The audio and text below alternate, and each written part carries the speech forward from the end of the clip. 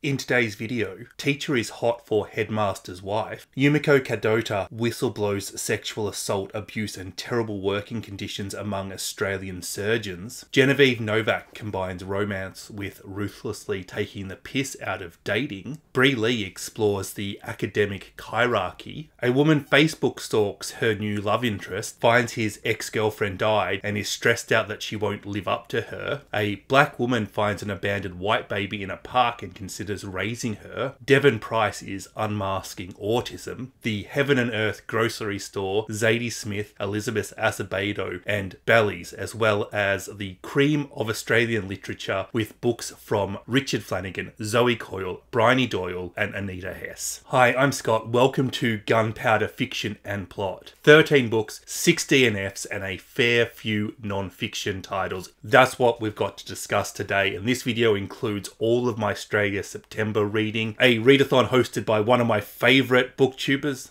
me, for which I read 11 books, or rather 9, and DNF 2. Let's get into it. As always, I'm going to begin with my DNFs. I'm going to start with vicious insults and end heaping praise and worship upon books. The Fraud by Zadie Smith. I know, she's Zadie Smith. There are people at the moment giving this video a thumbs down and unsubscribing because I DNF'd a Zadie Smith. I always have this feeling with Zadie Smith. There is an author in there who I absolutely adore, and there is an author in there who I absolutely hate, and she is both. Every book with Zadie Smith is a battle between those two styles. Even with The Fraud, there were some bits in it that I really loved. The issue with nice people is they see that trait in everybody else, whatever their virtues. I love that idea. Smith is just amazingly intelligent, has great insight, beautiful writing, but she cannot tell a story. I really think she would struggle to be a good commercial fiction author. She relies on bamboozling you with ideas and beautiful prose and hoping you don't notice that she hasn't built her characters or has missed a chunk of her plot. All I was doing was waiting for the next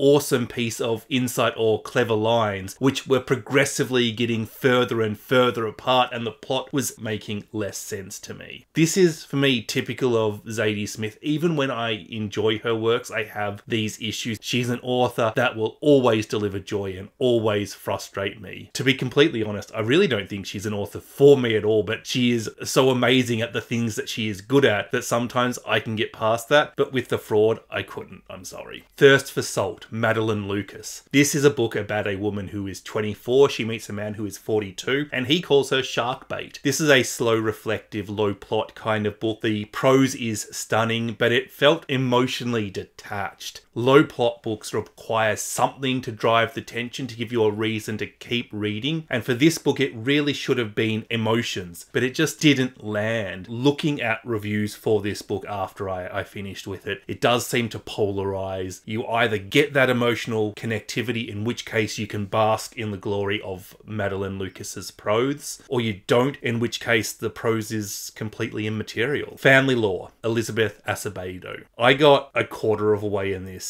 and nothing really happened except there was a magical vagina. I quite liked The Poet X without thinking it was excellent, and I was really looking forward to seeing what Acevedo could do with adult fiction instead of YA. Honestly, this is a YA book, but slower and with a magical hoo-ha. Hangman by Binyam. Just don't get weird before you introduce your characters. The writing was pretty substandard, and this was a really quick DNF.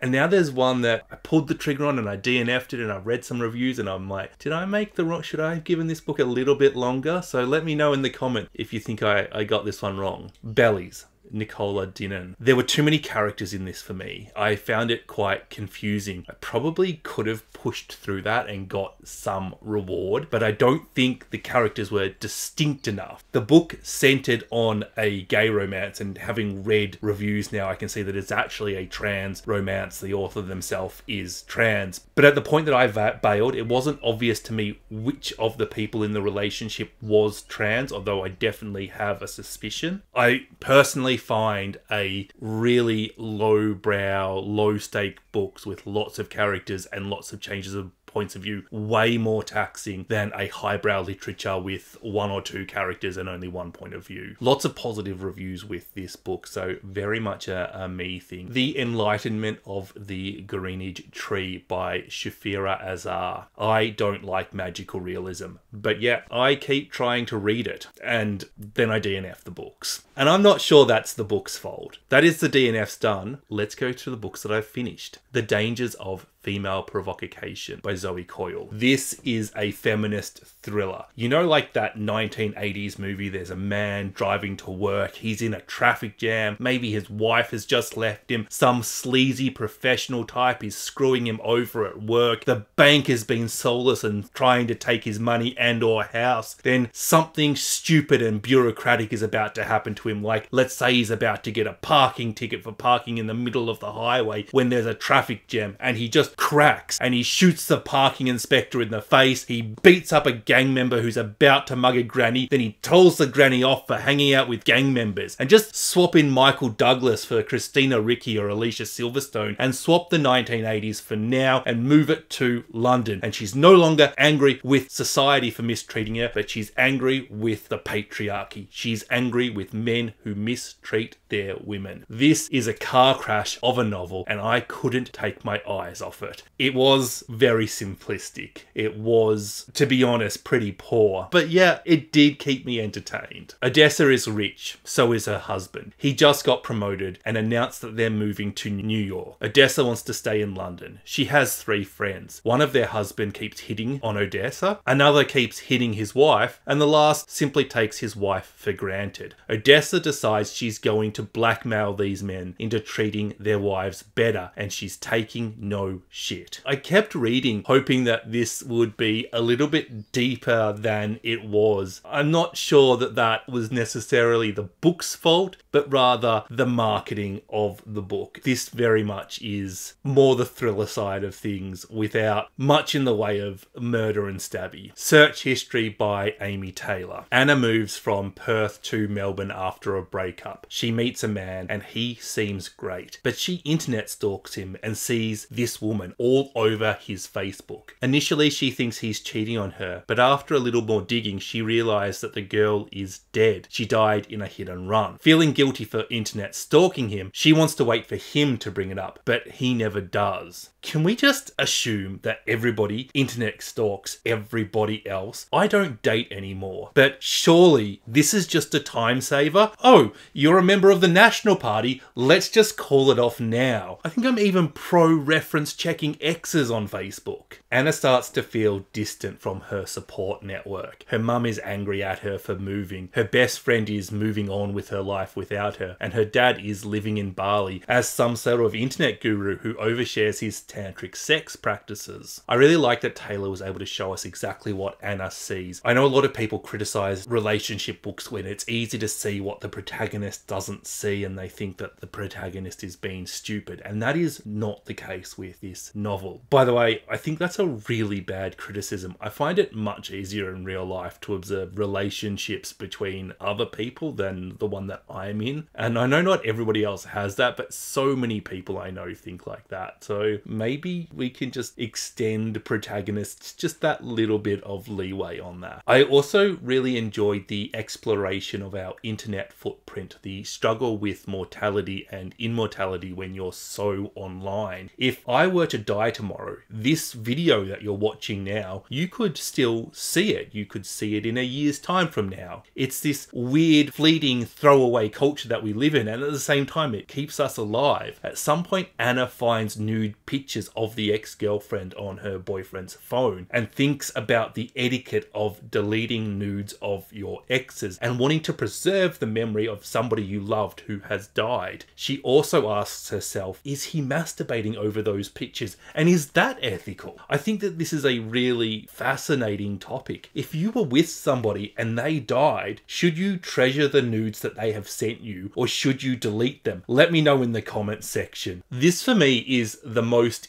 interesting part of the novel. But this book is also another lost woman in her early 20s figuring out who she is, being insecure, slice of life, messy girl sort of novel. Now, I really like that sort of novel, and I did like this book, but I don't feel that the two pieces worked together for me. I think I much preferred the internet and the exploration of grief and how those two ideas intersected. That was definitely the more unique and interesting idea. I think the point of view of somebody who had lost their loved ones and not somebody who is dating them 12 months after the fact would have been better to explore that, but it's a completely different book I'm suggesting. Mrs. S by K. Patrick. An unnamed Australian teacher starts teaching at an all-girls school, which is where she meets the headmaster's wife, Mrs. S. This is a book about three things: queer friendship, queer love, and queer identity. Everything about this relationship with Mrs. S is atypical and challenging assumptions. I want to say it's sapphic, but our protagonist is wrestling with their gender identity. Bush, lesbian, androgynous, maybe they're non-binary. Mrs. S is the more femme of the two, but she is over 2 decades older and is much more worldly, which subverts the heteronormative relationship expectations based upon queer relationships in which we ascribe a masc or femme role, which makes a mockery of the gender expectations that we have, which I thought was brilliant. There is also cheating going on too. Mrs. S may not be happy with her husband, but she isn't leaving him. She is outwardly living a moderately successful life. It's really quite an ideal life. There's nothing too unrealistic in it, but it's as good as she could probably live. But yet she's unfulfilled. And is she even happy? I love the awkward friendship our protagonist has with the PE teacher, who is also queer. It really gave me vibes of we're only friends because we're both misfit, but that friendship then sort of blossomed into an actual friendship. I thought it was quite socially critical to make every character at the school a woman, or at least assigned female at birth, except for the headmaster, who really doesn't have a clue what's going on. The depiction of teenage experimentation, rebellion, and all those typical things that come with figuring stuff out at that age was explored with this very interesting point of view. This young teacher who is really going through a lot of the same things as the teenagers, but who is older, who is an adult, who is outside of this sort of parent or teacher-child relationship thing. And that questions authority as well, which I think is again going back to questioning the patriarchy, questioning societal expectations. I thought it was quite an interesting book. The Heaven and Earth Grocery Store by James McBride. This is a book about racism, but I like that it included Jewish, black, and white folks. Based in the 1930s Pennsylvania, Shona and her husband Moshe run a grocery store that served the diverse folks of Chicken Hill. By diverse, I mean mostly and increasingly black. The KKK do a yearly pride march through the town, and Shona knows one of the men in the cloaks based on the gait of his walk and his relative height and weight. Shona is sickly, and whenever she needs to go to visit the doctor, she intentionally goes out of town. Centering the story on a Jewish couple who witness the racism towards black people, who are expected to participate with that racism, but who themselves are the victim of racism. I thought that was really effective at demonstrating the different types of racism that different people experience and the pressure that people face to conform with these retrograde views. Even this racism was demonstrated within the Jewish community. Moshe had a friend who was a really nice guy to Moshe's family, but who had some very backwards and racist opinions. The book also touches on incarceration, both in a prison sense and in a mental health sense, and the way that people there are taken advantage of. There's something very dark going on. Friendship and community really come through in those places. Plot-wise, I really enjoyed this book. I think when you're discussing hard-hitting issues, having a plot where it's very easy to support characters and the reader can essentially just have fun is underrated. I think the story involving the Jewish couple looking after the black child who is wanted by the police was giving me this real nostalgic Robert Louis Stevenson's Treasure Island vibe. But there was so much more going on, so much bubbling beneath the surface, and it really served to highlight and expand upon the cultural conflicts at the time. This book is getting a fair bit of love at the moment, and I can see why. For me, it delivers. Tudors. It does what it says on the tin, but it's maybe lacking that something to make it stand out, to move it from good to excellent. The Black Tudors, Miranda Kaufmann. This is a non-fiction about all the various black people living in Tudor England. It's very much looking at two different myths and trying to dispel them. That black people first arrived in Britain with the Windrush generation, and the association of black people with slavery being represented as a steady march towards progress. I like that this book showed us that the Tudors used black and the various words associated with that in the same way that we might use words like blonde or tall. It was a description of skin colour. It discussed things like Morocco having an embassy in London when Elizabeth I was queen, and the natural alliance those countries had both been pretty upset with the Spanish at the time. Kaufmann has researched the lives of various black people looking for documentations. We have a letter that a black bard wrote to Henry VIII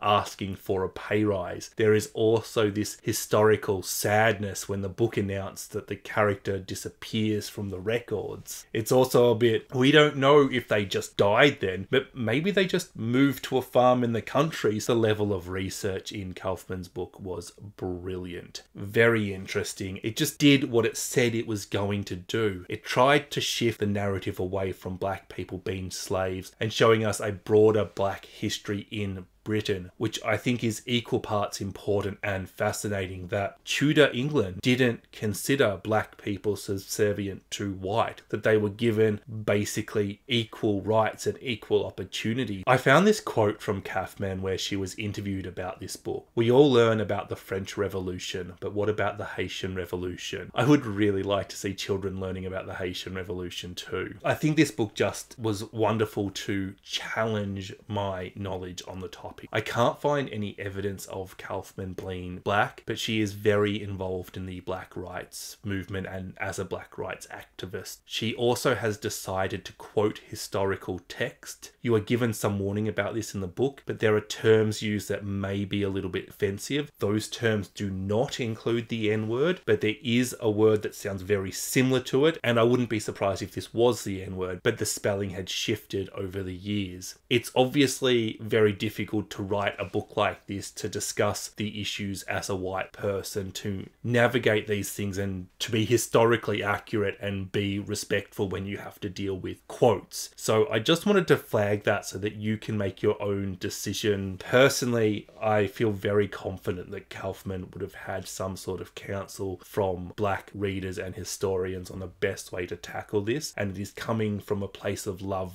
and acceptance and advocacy. But that's the opinion of a white person. Well, we've had all the DNFs, we've gone from poor to average to good, and now we're into the expensive part of the video. I'm giving you fair warning. If you're on a budget, switch off now or learn to practice a cruel amount of self-control. 7 books to go, and 6 of them are by Aussies. The Living Sea of Walking Dreams by Richard Flanagan. Anna is in her 50s and her mother is close to death. Anna and her 2 brothers must decide whether to keep their mother alive through medical intervention or not. This is, however, a cli-fi book. This is all happening with bushfires, record temperatures, and animal extinctions going on in the background. Everything that happens in Flanagan's novel happens in the real world. It just feels like he is exaggerating, but when you consider the duration of the novel, it's not that abnormal. It could just be a hot summer. I spent a little while wondering what these 2 ideas had to do with each other, and I couldn't help but seeing the failing health of the mother as the failing health of Mother Earth, as a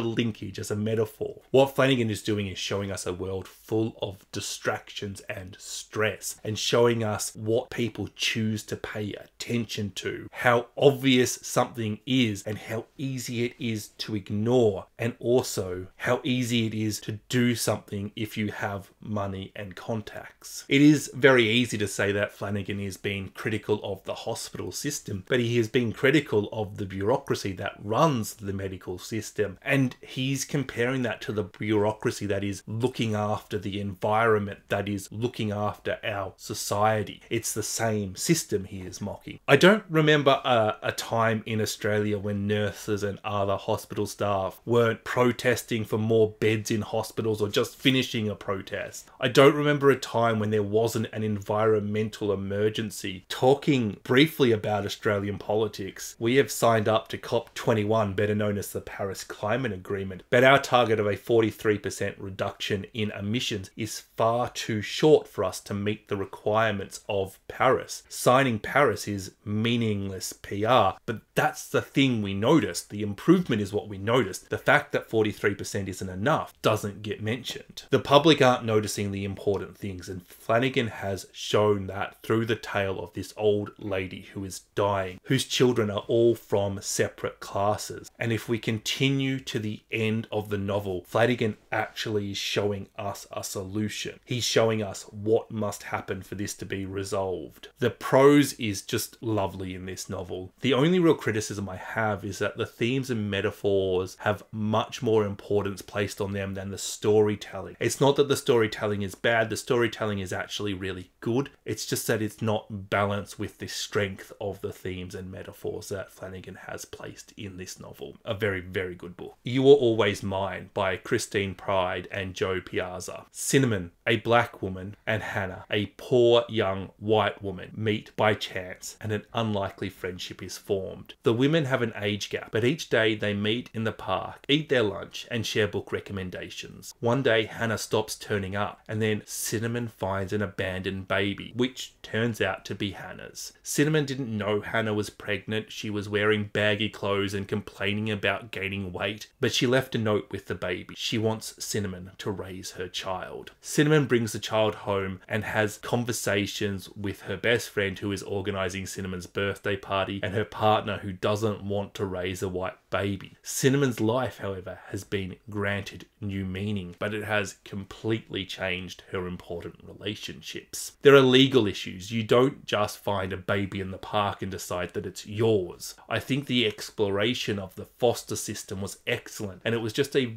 very unique point of view to do it from. Cinnamon herself was adopted, and she has complex feelings about adoption. I really think how Cinnamon's past has shaped her future character was done perfectly. The legal aspects also bring us back to Hannah and the reason she wants to give her baby up in the first place, but also the past that she has had and the issues she has goes back into this issue of adoption. Racism, adoption, and motherhood are the big themes of this book. Cinnamon's husband Jason brings up how black women have been used as wet nurses and to raise white children for generations and how oppressive it is, but Cinnamon is in love with the baby. It gives this wonderful message that love or motherhood is more powerful than hate or racism. But that's certainly not the only take from this book. It is dark and emotional and carries some pretty big trigger warnings. One of the big questions that arise from this novel is what makes a mother? What makes a parent, a carer? Is it blood? Is it love? Is it something else? Going back to Jason, he doesn't want to raise another man's child, which is something a certain type of man says in a completely different situation. He's a really grey character because you have to feel for him. Could anybody say if their partner brought home a child they found in the park and wanted to raise it without even texting you about it, you would be cool with that? That sort of life-changing decision takes some time to adjust to figure out. And Jason hasn't been considered there. But Jason hasn't considered Cinnamon in their past either. And their relationship definitely requires some work at the beginning of the novel. He is certainly not a perfect martyr. He is not innocent. And the sudden arrival of a child places their relationship under a microscope. It also affects Cinnamon's relationship with Jason's mother. This, I think, is a fabulously well considered novel. The issue the authors wanted to discuss are really explored from a lot of different angles. And other than the premise of the book, there is nothing that feels contrived or forced. It's really natural once the ball starts rolling. I also want to comment on this book having two authors and how seamless that was. I'm not sure how they worked together, but I couldn't tell where one's work finished and the other's began. Interesting idea, well executed, good plot, good characters, good themes.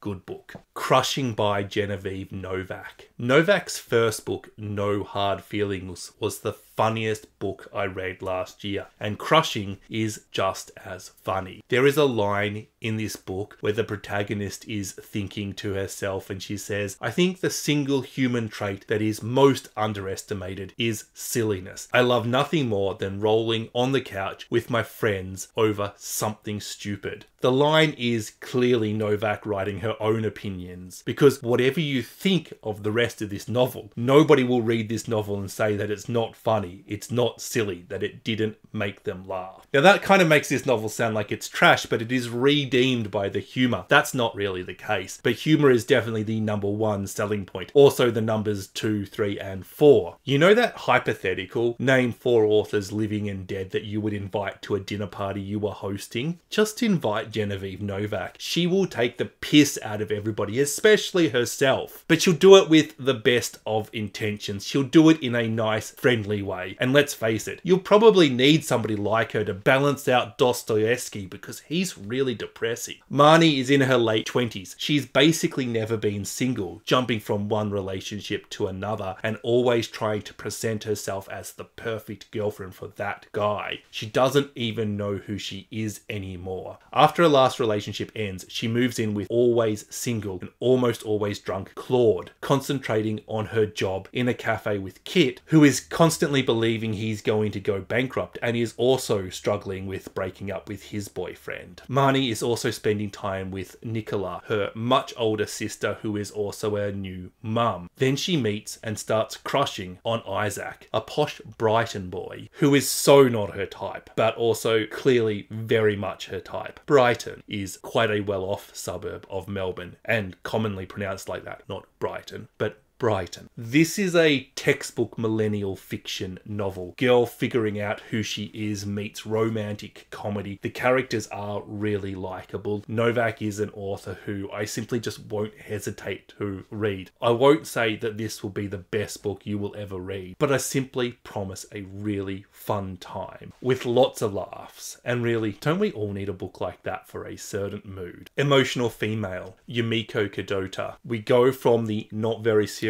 at all to the very serious. Yumiko was a surgeon. She is now a whistleblower. This is her memoir about her time as a surgeon. Her depictions of the industry makes it look like a cross between a rapey Greek sorority and the sort of torture that is common in upper mid-level Scientology. I've worked for myself for quite a long time. I've worked some very long hours. My record is 30 hours straight. I've done 120-hour work weeks, and I am in awe of what they expect surgeons to do. And when they work these stupidly long work weeks, they are always on call. They are constantly being woken up and asked stupid questions. And then in the middle of all that, they're asked to take a knife to people to save their life, where one slip could kill you. I am so terrified of our medical system. She discusses how a woman came out and accused a high-level surgeon of sexual assault. The reaction at her workplace the next day, lots of people saying how what he did was wrong, but that also she had just committed career suicide. She talks about how one woman says to her, "This is unfortunately the way it is. If a senior doctor asks you for a blowjob, it is better to just say yes and get it out of the way and done with. Otherwise, your training might be all wasted." And when you're working 30 hours straight, being constantly woken up, the weird thing is that it's other doctors doing it, but they're forcing juniors to do it. So the juniors are routinely verbally abused by sleep-deprived surgeons who have just been woken up and are reasonably very cranky. You can really see how this system leverages that sunk cost fallacy of education. So much effort has been expended to get people to the level that they are at. So much resources, so much time and money. They'll do almost anything to keep their career because that's who they are, that's their identity, that's what they've worked so hard to get. What's one more sacrifice? And what is expected?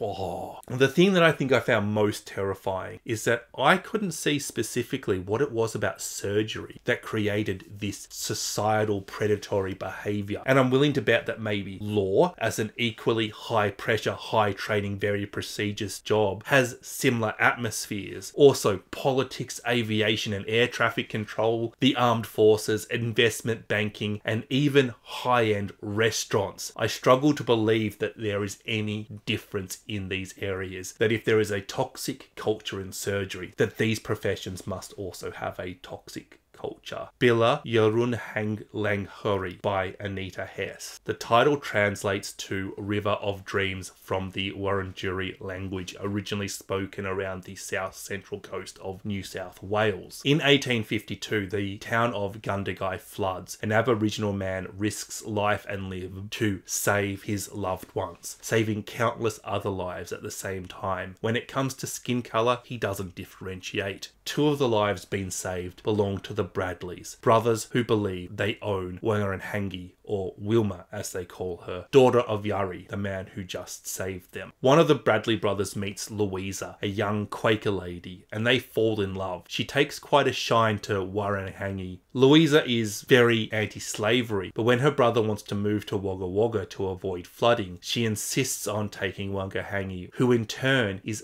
very upset about being made to leave her land. There is a political divide between Louisa and her husband and brother-in-law, two very conservative men who believe that they have the right to own black people and use them for their own good, who believe that black people need to learn the ways of white people to fit in, while Louisa is interested in learning about their culture, their way of life, asks to attend women's circles with Wangangi and learn, but who nonetheless uses their marriage to get her husband to force Wangangi to move to Wagga Wagga with her. I think this really displays the difference between left-wing progressive liberal racism versus right-wing conservative racism. Even the two Bradley brothers are at very different ends of the right-wing spectrum, and how it all ends up being bad news for Wangangi. What this book really captured for me is why Indigenous folks in this country are so far behind, how we don't cater for them in the ways they wish to live their lives, how an attachment to land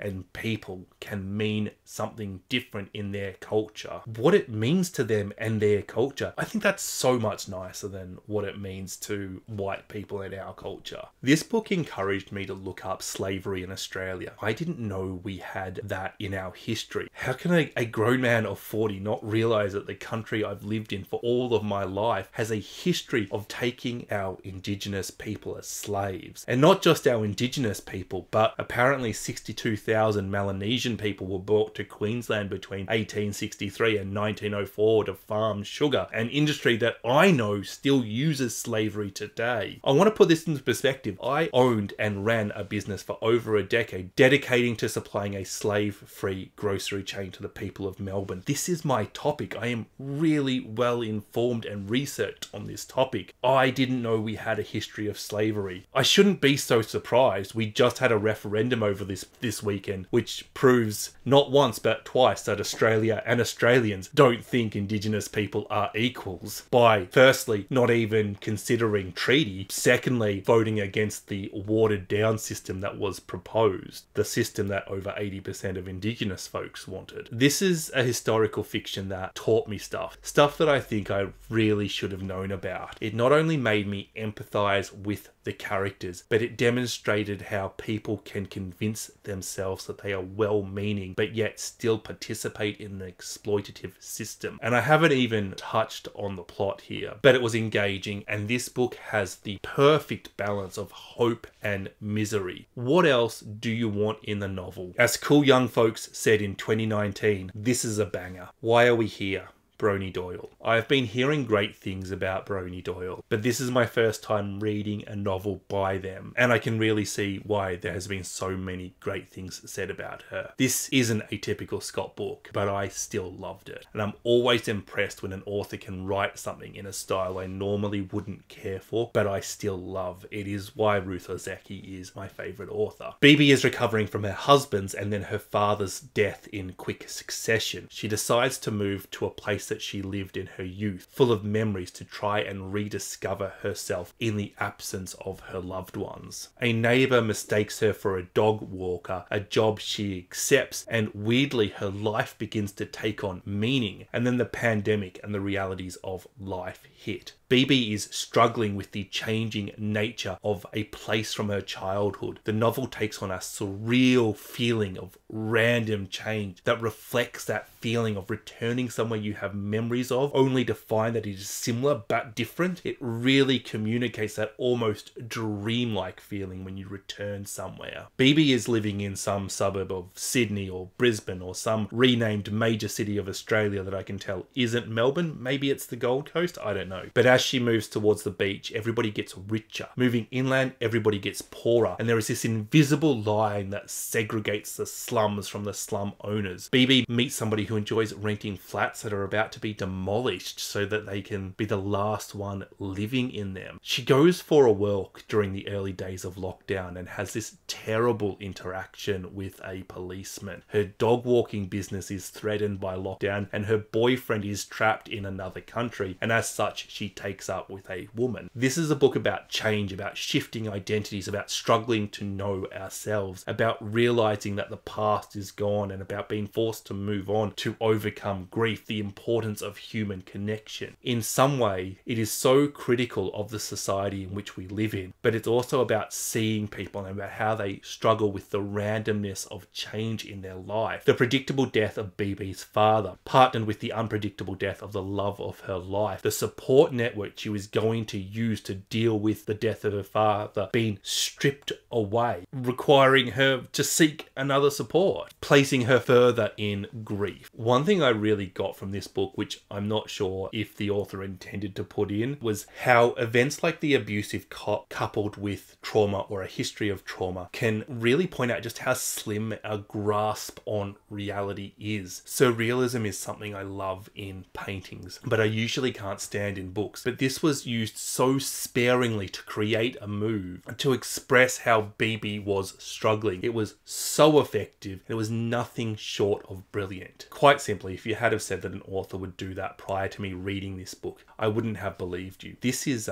really very, very good. Who Gets to Be Smart by Bri Lee. This book made me angry. It's basically an investigative journalism non-fiction book in which Bri Lee discusses the system that places barriers between us, the people of society, and getting an education, and pointing out how the rich and the powerful don't have difficulties with those barriers, and that those barriers are sexist, they're classist, they're racist, and they're all of the its. This book heavily references No Friend But the Mountain by Behrouz Boochani, who, if you are familiar with these two amazing people, you'll be aware that they have quite a lot in common. And Lee discusses Boochani's influence on her book and on her career as well. Boochani brings up the feminist idea of the hierarchy in his work, but applies it to Australia's outrageous, unethical and inhumane detention centre we use for asylum seekers, which is essentially a prison with a bit of torture, and is the reason that every Australian Prime Minister from Howard onward should be locked up in The Hague. The hierarchy is basically a super intersectional version of the patriarchy. It includes all form of dominating hierarchy that subordinates or suppresses one group of people. It includes colonialism, racism, ableism, so on, so forth. Lee is showing us that this system of academia she studied in is rooted in racism. She went to Oxford and she discusses how Rhodes Scholars are named after Cecil Rhodes, an incredibly racist man who was one of the richest men ever because he exploited Africa, particularly Zimbabwe, which he named after himself, Rhodesia. Rhodes used the money looted from Africa to set up a foundation to educate people, but limited women from entering. By limiting, I do mean they were forbidden. And it was only when it became illegal in the UK to discriminate against women in the 70s that this foundation stopped blocking women. I thought this was such a powerful linkage of racism and sexism too. While there was a law with Rhodes Scholars stating that race should be disregarded, Rhodes himself meant that that to reflect the Dutch-English divide at the time, and virtually no black people received Rhodes scholarships in the first 60 years. Lee's account of her time at Oxford University and what happened around her, some of the people she went to uni with had servants. What on earth is going on there? When I went to uni, I had a car that would have been quicker if it was pulled by a donkey, and more reliable. I need to criticize this book for one thing. Lee is so full of self-doubt about her intelligence, and it's absurd. I know we all doubt ourselves, and that's normal, but the power of this book is looking at Lee and seeing that she's just a normal person from a normal working class background and thinking, could I do that myself? She did. And I know a lot of what she has done is very clearly hard work and discipline, but she's clearly in the top 1% of intelligent people on the planet. It comes across, and the self-doubt she has, it's like Venus Williams thinking that she can't play tennis because her sister is Serena. She only won Wimbledon 5 times. Bri Lee, a leading Australian academic, best-selling author and lawyer, all before she turned 30. I wish I was stupid too. Despite Lee's unawareness towards herself, this book just made me so angry. I saw the system used to limit education. I saw the system that was used to limit me, that was used to promote people who were essentially looting the planet. I will struggle to pay back my university debt for years and years and years, but rich people, they get it funded for them and don't have to pay it back at all. Literally, we're all victims of this society. Yeah, women and people of colour get it worse, but there are so many other factors of the hierarchy. Class and not being part of the top 1% is a massive one. Unmasking Autism by Devon.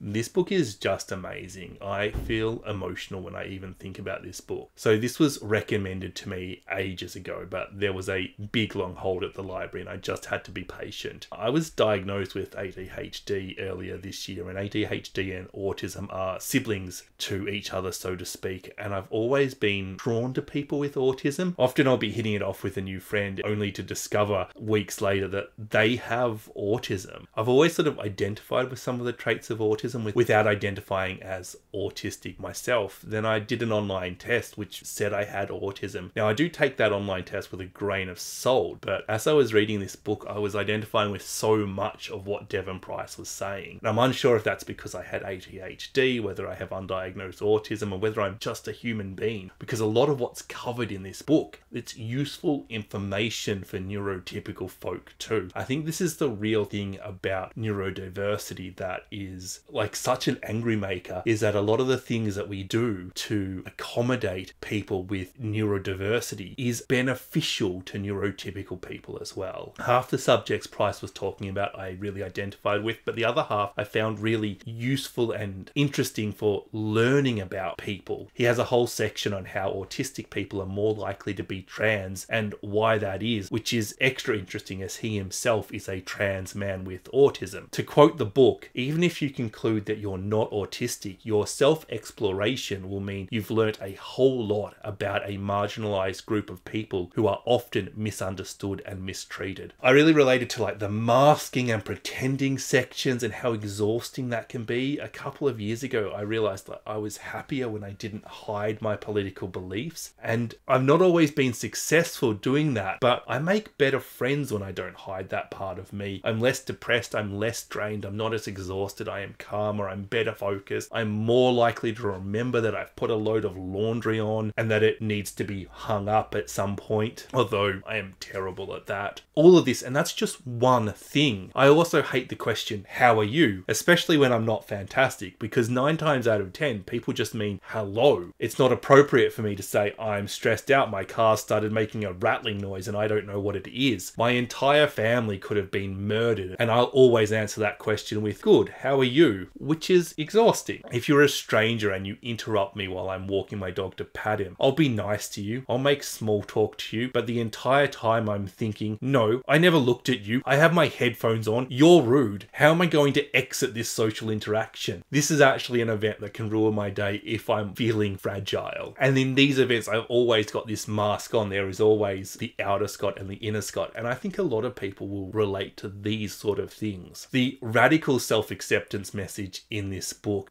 this is just wonderful. I don't don't think it matters whether you're neurodiverse or neurotypical or somewhere in between. You're not average, and you're only going to be happy if you embrace the things about you that are different. And while you're at it, embrace the things about you that are average as well. Accepting who you are and accepting how you're going to be happy. That's just so important. This book made me feel seen, but more importantly than that, it gave me permission to be exactly who I am. And when it wasn't doing that, it taught me about other people in my life and the struggles they have and how I can best care for them. This is 100% an emotional response to this book, but I cannot recommend this highly enough. This is one of the best non-fictions I have ever read. I'd like to thank my wonderful Patreons. If you would like to support this channel, I would love it if you signed up. You can also support this channel for free just by hitting that like button and making sure that you are subscribed. Still a bit behind on these recent reads videos, so expect another one to come out soon. Let me know your thoughts on any of the books in this video. Bye bye.